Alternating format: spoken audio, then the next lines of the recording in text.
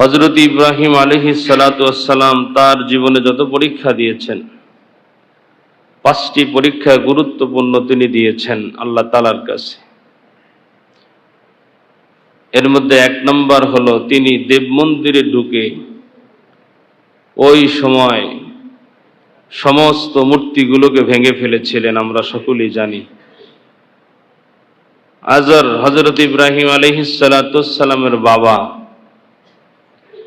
মেলা হচ্ছিল, সন্তানকে মেলায় নিয়ে যাবে। তখন সে বলেছিল আনা সাকিম, আনা মারিজ, আমি অসুস্থ। কিন্তু আসলে তিনি অসুস্থ ছিলেন না। অনেক ব্যাককল যারা তাফসীর বোঝে না, কোরআন বোঝে না, অনেকেই বলে ফেলে যে ইব্রাহিম আলাইহিস সালাম তো অসুস্থ ছিলেন না, তিনি মিথ্যা বলেছেন। নাউজুবিল্লাহ। মানুষের অসুস্থতা অনেক রকমের হয়। তিনি অসুস্থ ছিলেন, তার মন মানসিকতা অসুস্থ ছিল, তিনি ভালো ছিলেন না, এটা তাফসীরের মধ্যে লিখেছেন। মানুষ একমাত্র আল্লাহকে সেজদা করবে, মানুষ আল্লাহকে সেজদা না করে মূর্তির পায়ের নিচে মানুষ সেজদা করছে, এই পরিস্থিতি কোনো পয়গম্বররা দেখলে কোনোভাবেই সুস্থ থাকতে পারে। এ কারণেই তিনি বলেছিলেন আনা সাকিম। ওই দেব মন্দিরে ঢুকা সব মূর্তিগুলো ভাঙ্গা কুঠার দিয়া পরে বড় মূর্তির গলায় ওটা ঝুলিয়ে দিয়েছিলেন। এগুলো লম্বা ইতিহাস, লম্বা ঘটনা। পরবর্তীতে হযরত ইব্রাহিম আলাইহিস সালাতু ওয়াস সালাম ওই সময় নমরুদের মুখোমুখি হয়েছিলেন। আর নমরুদ বলতো যে আনা রব, আমি খোদা, আমি রব। জোরে বলি নাউজুবিল্লাহ। তিনি নিজেকে খোদা দাবি করতেন, নিজেকে রব দাবি করতেন। তো হযরত ইব্রাহিম আলাইহিস সালাতু ওয়াস সালাম তখন তাকে বলেছিলেন রব্বি আল্লাযী ইহয়ী ওয়া ইউমীত। বলে আরে রব তো তিনি যিনি জীবন দিতে পারেন, যিনি মৃত্যু দিতে পারেন। তখন সে বলেছিল আনা উহয়ী ওয়া উমীত। নমরুদ বলে যে আমিও জীবন দিতে পারি, আমিও মৃত্যু দিতে পারি। জোরে কন্না নাউজুবিল্লাহ। কি বলে যে আমিও জীবন দিতে পারি, আমিও মৃত্যু দিতে পারি। তখন তার কয়েদখানা থেকে 2-4 জনকে বের করলেন, 2 জনকে মুক্ত করে দিলেন, 2 জনকে হত্যা করে ফেললেন। বলে দেখো আমি 2 জনকে মৃত্যু দিলাম আর 2 জনকে মুক্তি দিয়ে জীবন দিলাম। জোরে কন্না নাউজুবিল্লাহ। কত বড় ব্যাককল! কারণ যে বুঝে না তারে 1000 বুঝাইলেও সে বুঝে না, আর যে বুঝে না, অনেক মানুষ এমন আছে বুঝে না, যে বুঝে না এটাও বুঝে না। কথা কোন ঠিক না? তখন হযরত ইব্রাহিম আলাইহিস সালাতু ওয়াস সালাম আবার বললেন ক্বালা ইব্রাহিম ফা ইন্নাল্লাহা ইয়াতি বিশ-শামসি মিনাল মাশরিক ফাআতি বিহা মিনাল মাগরিব ফাবুহিতাল্লাযী কাফার ওয়াল্লাহু লা ইয়াহদিল কওমাজ যালিমিন। দুনিয়ার মুসলমান ইমানদার আল্লাহর গোলাম হযরত ইব্রাহিম আলাইহিস সালাতু ওয়াস সালাম নমরুদকে ডাক দিয়ে বলেন আমি বললাম যে যিনি রব হবেন তিনি মানুষের জীবন দান করেন, মৃত্যু দান করেন। আপনি আপনার কয়েদখানা থেকে কয়েকজনকে বের করে 2-4 জনকে আপনি ছেড়ে দিলেন, 2 জনকে হত্যা করে আপনি প্রমাণ করতে চাইলেন যে আপনি জীবন দান করতে পারেন, আপনি মৃত্যু দিতে পারেন। তো আপনি যদি রব হন, আমার রব যিনি, আমি যাকে রব হিসাবে মানি, আমার রব ফাইনাল্লাহা ইয়াতি বিশ-শামসি মিনাল মাশরিক, পূর্ব দিক থেকে সূর্য উদিত করেন কে? আল্লাহ। হযরত ইব্রাহিম বলেন নমরুদ আমার রব যিনি, তিনি পূর্ব দিক থেকে সূর্য উদিত করেন। আপনি যদি রব হন তো একদিন পশ্চিম দিক থেকে সূর্য উদিত করে দেখান। আল্লাহু আকবার। যে আপনি যদি রব হন, আমার রব যিনি, তিনি তো পূর্ব দিক থেকে সূর্য উঠায়। আপনি যে রব দাবি করেন, সত্যিকার অর্থেই যদি আপনি রব হন তো একদিন আপনি পশ্চিম দিক থেকে সূর্যটা উঠায় দেখান যে আমিও পারি। আল্লাহ পাক রব্বুল আলামিন বলেন ফাবুহিতাল্লাযী কাফার, কাফের বেঈমান যারা, মুশরিক যারা, আমি আল্লাহ তাদেরকে এভাবে লাঞ্ছিত করি। আল্লাহু লা ইয়াহদিল কওমাজ জালিমিন, যারা জালেম তাদের কপালে হেদায়েত কে বলেছেন? অগ্নি পরীক্ষা এরপরে দিয়েছেন অগ্নি পরীক্ষা 2 নাম্বার। ওই সেই নমরুদ হযরত ইব্রাহিম আলাইহিস সালাতু ওয়াস সালামের জন্য বিশাল অগ্নিকুণ্ড সাজাইছে, এই আগুনের মধ্যে ফালায়া তাকে হত্যা করবে। বলেন তো বাঁচানোর মালিক কে? আল্লাহ। একটু আগেই তো প্রমাণ করলেন রব্বি আল্লাযী ইউহয়ী ওয়া ইউমীত, আর জীবনদাতা মৃত্যুদাতা তো আল্লাহ, সে তাকে মৃত্যু দেওয়ার জন্য আবার এই বিশাল অগ্নিকুণ্ড সাজাচ্ছে। এত আগুন প্রজ্বলিত করেছে যে আগুনের এই আশেপাশেও কেউ যাইতে পারে না। তখন চরকির মতো সিস্টেম করে, আমাদের দেখবেন বিভিন্ন ছোট শিশু পার্কে গেলে দেখবেন 2 পাশে 2 জন বসে দুল খায়। তো এইরকম জিনিস বানাইছেন যে এক বিশাল সামনের দিকে দিয়ে এদিক দিয়ে উঁচা করে পরে ধারা দিয়ে ফালাই দিবে।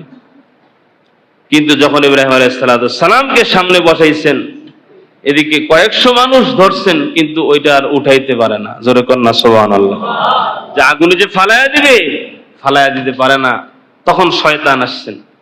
শয়তান এসে এখন শয়তান তো শয়তানদেরকে বুদ্ধি দেয়, বলতেছে যে এইভাবে তুমি যদি চেষ্টা করো পয়গম্বর ইব্রাহিম আলাইহিস সালামকে আগুনে ফালাইতে পারবে না, কারণ তোমরা এখানে 200-400 মানুষ মিলে চেষ্টা করতেছো এইটাকে উপরের দিকে উঠানোর জন্য, কিন্তু হযরত ইব্রাহিম আলাইহিস সালাম যেই পাশে আসে ওই পাশে হাজার হাজার ফেরেশতা ওটা আটকায় রাখছে। জোরে কন্না আল্লাহু আকবার।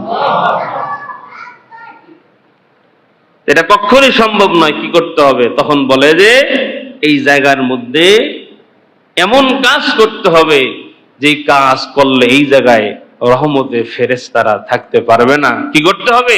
বলে এই জায়গায় কিন্তু সুন্দরী মেয়েকে নিয়ে আসো, আইনাকে যুবকদেরকে দিয়া জেনার কাজ সম্পাদন করো, তাহলে এই জায়গার মধ্যে আর ফেরেশতারা থাকবে না। আর যখন এই জায়গা নাপাক হয়ে যাবে, ফেরেশতারা যখন থাকবে না, তখন তোমরা ইব্রাহিম আলাইহিস সালামকে আগুনের মধ্যে ফালাইতে সক্ষম হইবে না। নাউজুবিল্লাহ। ঠিক এই কাজ সেখানে করলেন। কিছু মহিলাকে অফার করলেন, যুবতী নারীদেরকে নিয়ে আসলেন, কিছু যুবকদেরকে দিয়ে এখানে জেনার কাজ সম্পাদন করলেন। ফেরেশতারা চলে গেল। ঠিক তখনই হযরত ইব্রাহিম আলাইহিস সালামকে আগুনের মধ্যে ফালাইয়া দিলেন। আগুনের মধ্যে যখন ফালাইছেন, ফালানোর আগ মুহূর্তে হযরত জিবরাইল আলাইহিস সালাম আয়েশা বলছেন যে পয়গম্বর, আপনি শুধু আমাকে একবার বলেন, আমি আগুনের কুণ্ডলি ধইরা এই আগুনের যেই স্ফুলিঙ্গগুলো উপরের দিকে উঠতেছে পুরো আগুন সহ, আমি এটা নমরুদের 14 গোষ্ঠীর প্রেসারের মধ্যে ঢুকাই দেব, তুমি শুধু আমাকে বলো। হযরত ইব্রাহিম আলাইহিস সালাম একটা জবাব দিয়েছিলেন, ইতিহাসের পাতায় স্বর্ণাক্ষরে লেখা আছে।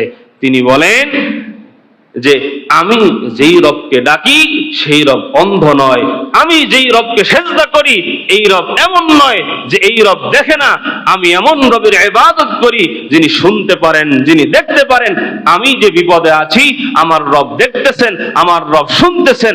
আমার রব যদি চায় অবশ্যই আমার রবের কাছেই আমি সাহায্য চাবো।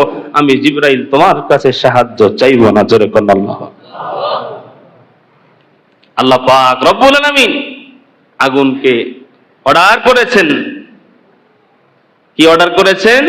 কুনি বারদাম ওয়া সালামান আলা ইব্রাহিম। এ আগুন, আমার ইব্রাহিমের জন্য শান্তিদায়ক, আরামদায়ক হয়ে যাও। জোরে কন্যা সুবহানাল্লাহ।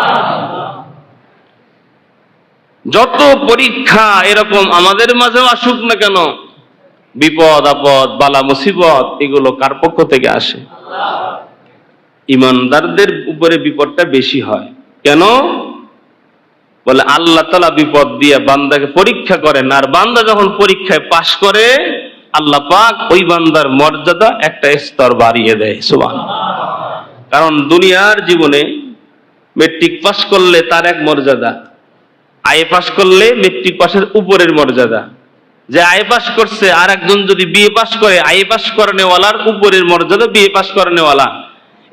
এইভাবে যত দুনিয়াতে যার কাছে যত সার্টিফিকেট থাকে তার মর্যাদা একের উপরে আর একজনে প্রাধান্য পায়। ঠিক আল্লাহ পাকও তার প্রিয় বান্দাদেরকে পরীক্ষায় ফেলায়, আর বান্দা যখন পরীক্ষায় পাশ করে তার একটা সার্টিফিকেট বাড়তে থাকে, আর বান্দা পরীক্ষায় যত পাশ করতে থাকে আল্লাহর আদালতে ওই বান্দার মর্যাদা দিন দিন তত আরো বাড়তে থাকে। সুবহানাল্লাহ। এই জন্য অনেক সময় অনেক মানুষ বলে যে হুজুর নামাজ পড়ি, রোজা করি, আমার মুসিবত কিছু ছাড়ে না কে? আল্লাহ যাকে ভালোবাসেন তাকে অসুস্থতা মাঝে মধ্যে দেন, দিয়ে আল্লাহ পরীক্ষা করে। মাঝে মধ্যে আল্লাহ বিপদে ফেলায়, দেখে যে আমার গোলাম লাইনচ্যুত হয় কিনা, আমার গোলাম আমাকে ভুলে যায় কিনা। বিপদে পড়ার পরেও যখন গোলাম আল্লাহকে ভোলে না, আল্লাহর নাশুকরি করে না, আল্লাহ পাক যখন এই বান্দাকে পরীক্ষায় ফেলেন, বান্দা যখন সবর করে পরীক্ষায় পাশ করে, আল্লাহ পাক ওই বান্দার মর্যাদা আরো বৃদ্ধি করে দেয়। সুবহানাল্লাহ। এই পৃথিবীতে যত নবী রাসূল এসেছেন সব থেকে বেশি পরীক্ষার সম্মুখীন হয়েছেন আমাদের নবী হযরত মুহাম্মদ সাল্লাল্লাহু আলাইহি ওয়াসাল্লাম। সব থেকে বেশি কষ্ট স্বীকার করেছে অন্যান্য পয়গম্বরদের থেকে। ক্ষুধার তাড়নায় আমাদের নবী পেটে পর্যন্ত পাথর বেঁধেছেন, অথচ আল্লাহ পাক রব্বুল আলামিন তার দোস্ত এবং সাহাবী, সম্ভবত হযরত আবু যর গিফারি অথবা অন্য কোনো সাহাবী রাসূলের সঙ্গে কোথাও যাচ্ছিলেন, তখন হযরত আমাদের নবী হযরত মুহাম্মদ সাল্লাল্লাহু আলাইহি ওয়াসাল্লাম সাহাবীকে ডাক দিয়ে বলছিলেন, সাহাবী এই যে উহুদ পাহাড়টা দেখতেছো, এই উহুদ পাহাড়টাও যদি আল্লাহ আমাকে স্বর্ণ বানায় দেয়, আমি উহুদ পাহাড়টাও আমার কাছে 3 দিনের বেশি রাখবো না। জোরে কন্যা সুবহানাল্লাহ।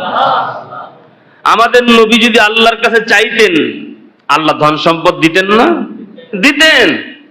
কিন্তু এসি রুমের মধ্যে বসে, কোটি টাকার খাটের মধ্যে শুয়ে, কোটি কোটি টাকার গাড়ির মধ্যে বসে দুনিয়ার সমস্ত মানুষের দুঃখ কষ্ট বোঝা উপলব্ধি করা এটা সম্ভব নয়। কতক্ষণ ঠিক না?